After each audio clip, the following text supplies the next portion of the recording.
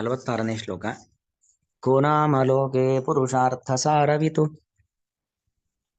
ಪುರಾ ಕಥಾನಾಂ ಭಗವತ್ ಕಥಾ ಸುಧಾಂ ಆಪೀಯ.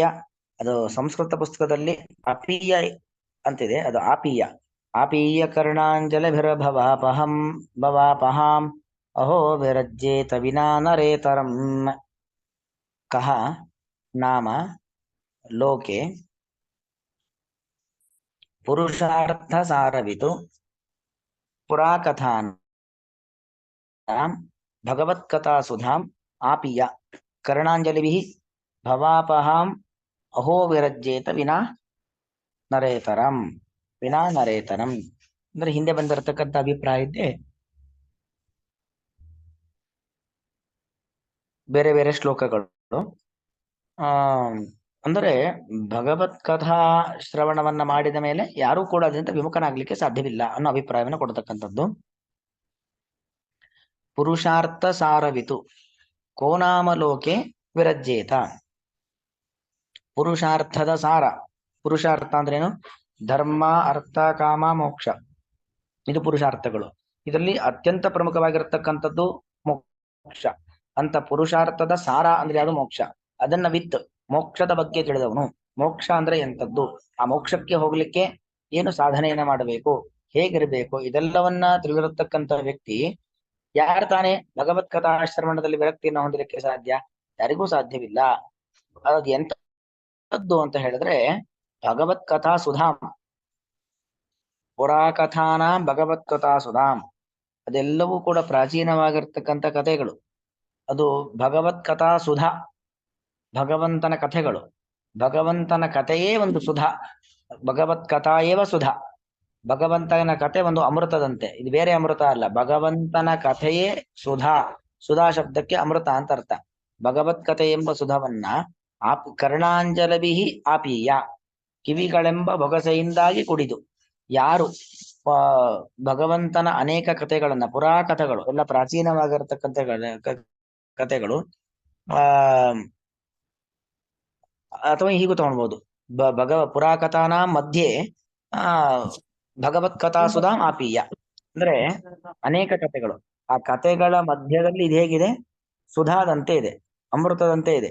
ಅಂತಹ ಕಥೆಯನ್ನ ಪಾನ ಮಾಡಿರ್ತಕ್ಕಂಥ ವ್ಯಕ್ತಿ. ಪಾನ ಮಾಡೋದೆಲ್ಲಿಂದ? ಕರ್ಣಾಂಜಲಿಭಿಃ ಆಪೀಯ, ಕಿವಿ ಎಂಬ ಬೊಗಸೆಯಿಂದ ಕುಡಿದಂತ ವ್ಯಕ್ತಿ. ಮತ್ತೆ ಏನಾಗಿದೆ? ಭವಾಪಹಂ ಭವಾಪಹಾಂ ಭಗವತ್ ಕಥಾ ಸುಧಾಂ. ಭವ ಅಂದ್ರೆ ಸಂಸಾರ, ಅದನ್ನ ಅಪಹ ಪರಿಹಾರ ಮಾಡುವಂಥದ್ದು. ಅಂದ್ರೆ ಹುಟ್ಟು ಸಾವುಗಳೆಂಬ ಸಂಸಾರದಿಂದ ನಮ್ಮನ್ನ ದೂರಕ್ಕೆ ಕರೆದುಕೊಂಡು ಬರತಕ್ಕಂಥದ್ದು ಭಗವಂತನ ಕಥಾಸುಧ. ಅದನ್ನ ಕರ್ಣಾಂಜಲಿಭಿಃ ಆಪೀಯ ನರೇತರಂ, ಮನುಷ್ಯನನ್ನ ಬಿಟ್ಟು. ಕೋನು ಅಮ ವಿರಜ್ಯೇತ ವಿನಾ ನರೇತರಂ, ಮನುಷ್ಯನನ್ನ ಬಿಟ್ಟು ಮತ್ತೆ ಯಾರೂ ಕೂಡ ಮನುಷ್ಯನಲ್ಲದವನು. ನರೇತರಂ ವಿನಾ, ಮನುಷ್ಯನಲ್ಲದವನನ್ನು ಬಿಟ್ಟು ಮತ್ಯಾರೂ ಕೂಡ ವಿರಕ್ತಿಯನ್ನು ಹೊಂದಲಿಕ್ಕೆ ಸಾಧ್ಯವಿಲ್ಲ. ಅಂದ್ರೆ ಅರ್ಥ ಏನು? ಮನುಷ್ಯ ಅಂತ ಆದವನು ಭಗವತ್ ಕಥಾವನ್ನ ಒಮ್ಮೆ ಶ್ರವಣ ಮಾಡದ ಅಂತ ಆದ್ರೆ ಅದರಿಂದ ವಿರಕ್ತಿಯನ್ನು ಹೊಂದಲಿಕ್ಕೆ ಸಾಧ್ಯವಿಲ್ಲ. ನಿರಂತರವಾಗಿ ಅಲ್ಲೇ ಆಸಕ್ತನಾಗಿರ್ತಾನೆ. ಅಲ್ಲಿ ವಿರಕ್ತಿ ಬರೋದು ಅಂತ ಹೇಳಿದರೆ ಯಾರಿಗೆ? ಕೇವಲ ಈ ಪಶು ಮೊದಲಾದವರಿಗೆ ಮಾತ್ರ. ಅಂದ್ರೆ ಪ್ರಾಣಿಗಳಿಗೆ, ಆಲೋಚನಾ ಶಕ್ತಿ ಇಲ್ಲದಂತ ಪ್ರಾಣಿ ಪಕ್ಷಿಗಳಿಗೆ ವಿರಕ್ತಿ ಬಂದೀತು ಹೊರತು ಭಗವಂತನ ಕಥೆಯನ್ನ ಶ್ರವಣ ಮಾಡಿರ್ತಕ್ಕಂಥ ಯಾವ ಮನುಷ್ಯನಿಗೂ ಕೂಡ ಭಗವತ್ ಕಥಾ ಶ್ರವಣದಲ್ಲಿ ವಿರಕ್ತಿ ಬರ್ಲಿಕ್ಕೆ ಸಾಧ್ಯ ಇಲ್ಲ ಅನ್ನೋದು ಇದರ ಅಭಿಪ್ರಾಯ. ವ್ಯಾಖ್ಯಾನ ನೋಡೋಣ, ಮತ್ತೆ ಬೇಕಾದ್ರೆ ನಮ್ಮ ಅನ್ವಯ ಹೇಳ್ತೀನಿ. ಅನ್ವಯ ಅರ್ಥ: ಭವಂತು ನಾಮ ಭಗವತ್ ಕಥಾ ವಿಮುಖಾಃ ಪಶುಪ್ರಾಯಾಃ. ಹಿಂದೆ ಬಂತು ಪುಮಾನ್ ವಿರಜ್ಯೇತ ವಿನಾ ಪಶುಘ್ನಾತ್ ಅಂತ ಬಂತು. ಅಂದ್ರೆ ಏನು? ಭಗವತ್ ಕಥಾ ವಿಮುಖಾಃ ಪಶುಪ್ರಾಯಾಃ ಅನ್ನೋದು ಅಭಿಪ್ರಾಯ. ಭಗವಂತನ ಕಥೆಯಿಂದ ಯಾರು ವಿಮುಖರಾಗ್ತಾರೋ, ನಾನು ಭಗವಂತನ ಕಥಾಶ್ರವಣ ಮಾಡೋದಿಲ್ಲ ಅಂತ ಹೇಳ್ತಾರೋ ಅವನು ಕೇವಲ ಪಶುಘ್ನನೇ ಆಗಿರಬೇಕು, ಅಥವಾ ಪಶುವಿನಂತೆ ಯಾವುದೇ ರೀತಿಯಾಗಿರ್ತಕ್ಕಂಥ ಒಳ್ಳೇದು ಯಾವುದು ಕೆಟ್ಟದ್ದು ಯಾವುದು ಯಾವುದು ಗೊತ್ತಾಗದೇ ಇರತಕ್ಕಂಥ ಪಶುಗಳಿಗೆ ಸಮಾನರಾಗಿರ್ತಕ್ಕಂಥವರು ಅನ್ನೋದು ಅಭಿಪ್ರಾಯ. ಭಗವಂತನ ಕಥೆಯನ್ನ ಜೀವಮಾನ ಪೂರ್ತಿ ಕೇಳದೇ ಇರತಕ್ಕಂಥ ವ್ಯಕ್ತಿಯವರು. ಇನ್ನು ಪುನಃ ಯಾರು ಏಕವಾರಂ ಶುತ್ವ, ಒಮ್ಮೆ ಭಗವತ್ ಕಥಾಶ್ರವಣವನ್ನ ಮಾಡಿದ್ದಾರೆ, ಆದರೆ ಆಮೇಲೆ ಪರಿತ್ಯಜಂತಿ, ಒಮ್ಮೆ ಕೇಳಿದ್ವಿ ಸಾಕು ಅಂತೇಳಿ, ಒಂದು ಜೀವನಕ್ಕೆ ಒಮ್ಮೆ ದೇವರ ಕಥೆ ಕೇಳಿ ಸಾಕು ಅಂತೇಳಿ ಮತ್ತೆ ಪರಿತ್ಯಜನ ಬಿಟ್ಟು ಬಿಡ್ತಾರೆ. ಭಜಂತಿ ಚ ಭವಭವಂ ವಿಭವಂ ಭವಭವಂ ವಿಭವಂ. ಮತ್ತೇನ್ ಮಾಡ್ತಾರೆ? ಭಜಂತಿ. ಏನನ್ನ ಭಜಂತಿ? ಭವಭವಂ. ಭವಭವಂ ಅಂದ್ರೆ ಭವ ಅಂದ್ರೆ ಹುಟ್ಟು ಸಾವುಗಳ ಸಂಸಾರ. ಅದಕ್ಕೆ ಭವ ಅಂದ್ರೆ ಕಾರಣವಾಗಿರುವಂತದ್ದು ಯಾವುದು? ವಿಭವ. ವಿಭವ ಅಂದ್ರೆ ವಿಷಯ ಪದಾರ್ಥಗಳ ಒಂದು ಸಂಪತ್ತು. ತೇಕೆ ಇತಿ ನ ಜಾನೀಮಃ. ಅವ್ರು ಯಾರು ಅಂತ ನಮ್ಗೆ ಗೊತ್ತಿಲ್ಲ. ಅಂದ್ರೆ ಏನು? ಭಗವತ್ ಕಥಾವನ್ನ ಒಮ್ಮೆ ಶ್ರವಣ ಮಾಡೋದು, ಶ್ರವಣ ಮಾಡಿ ಬಿಟ್ಟು ಬಿಡೋದು, ಆಮೇಲೆ ಭವಭವವಾಗಿರತಕ್ಕಂತಹ ಅಂದ್ರೆ ಹುಟ್ಟು ಸಾವುಗಳ ಸಂಸಾರಕ್ಕೆ ಕಾರಣವಾಗಿರುವಂತಹ ವಿಭವಗಳು ಅಂದ್ರೆ ಲೌಕಿಕ ಸಂಪತ್ತುಗಳು, ಅದನ್ನ ಮಾತ್ರ ಇಚ್ಛೆ ಪಟ್ಕೊಂಡಿರ್ತಾರೆ. ಅಂಥವ್ರನ್ನ ಏನ್ ಹೇಳಬೇಕು? ಅವರು ಪಶುಗಳು ಅಂತ ಹೇಳಬೇಕು, ಏನ್ ಹೇಳಬೇಕು ಅವ್ರನ್ನ ಅಂತ ಪ್ರಶ್ನೆ. ಅದಕ್ಕೆ ಉತ್ತರ ಕೊಡುವಂಥದ್ದು ಈ ಶ್ಲೋಕ. ಕೋನಾಮ ಇತಿ ಪುರಾಕಥಾನಾ ಮಧ್ಯೆ ಸಾರಭೂತಂ. ಪುರಾಕಥಾನಾಂ ಭಗವತ್ ಕಥಾಸುಧಾಮ್ ಅಂತ ಬಂತು. ಅಂದ್ರೆ ಪುರಾಕಥಾನಾ ಮಧ್ಯೆ ಪ್ರಾಚೀನ ಕಥೆಗಳು ಅನೇಕ ಇದ್ದಾವೆ.